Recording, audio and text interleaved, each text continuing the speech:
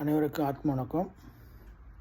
மீண்டும் ஒரு மருத்துவ குறிப்பு. ரத்தமாக பேதியாகும் சில பேருக்கு. அந்த மாதிரி ரத்தமாக பேதியாகும். அதிக உஷ்ணமாயிட்டு ரொம்ப சோர்வாயிடுவாங்க ரத்த பேதியாகி. அது பூரணமாக சரியாகிறதுக்கு ஒரு மிக எளிமைய மருத்துவ குறிப்பு சொல்கிறேன். நீங்கள் அதை செஞ்சு சாப்பிட்டு பலனடையலாம். முள்ளிலவம் பிசின் ஒரு 100 கிராம் முள்ளில பிசின், ஒரு 100 ml தயிர், ரெண்டுத்தையும் நல்லா சமமாக சேர்த்து நல்லா அரைக்கணும். நல்லா அரைச்சி அதை 2 வேளை சாப்பிடுங்க, காலையில் சாயங்காலம். அது மாதிரி சாப்பிட்டுவாங்க. உங்களுக்கு போதுமான அளவு சாப்பிடுங்க. 2 ஸ்பூன் 3 ஸ்பூன் கூட சாப்பிட்லாம்.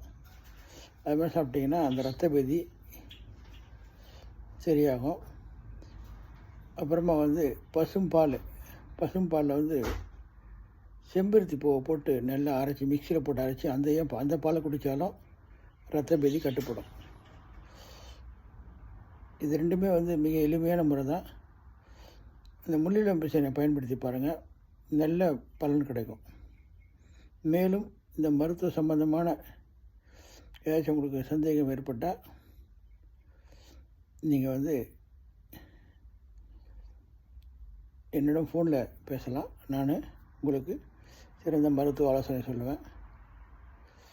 இந்த மருத்துவ குறிப்பெல்லாம் பார்த்திங்கன்னா சுவாமி சிவபிரகாசம் அப்பாவுடைய ஆலோசனை தான். அவருடைய மருத்துவ குறிப்பை தான் நான் சொல்கிறேன். அவர் மிக எளிமையான மருத்துவங்களை சொல்லி நோயை குணப்படுத்துவார். இன்னும் உயர்ந்த முறைகள்லாம் இருக்குது. இருந்தாலும் நீங்கள் வீட்லேயே அதை எளிமையாக செஞ்சு சாப்பிடணுன்றதுனால நான் சொல்கிறேன். உங்களுக்கு ஒரு தீராத பிரச்சனை இருக்குதுன்னு வச்சிங்களேன், தீராத ரொம்ப நாளாக இருக்குது, 6 மாதமாக ஒரு வியாதி இருக்குது, அதுமாதிரி தொடர்ச்சியான வியாதிகள் இருந்தால் நீங்கள் என்கிட்ட ஃபோன் பண்ணிங்கன்னா அதுக்கு வேண்டிய மருத்துவ ஆலோசனை என்னால் கொடுக்க முடியும்.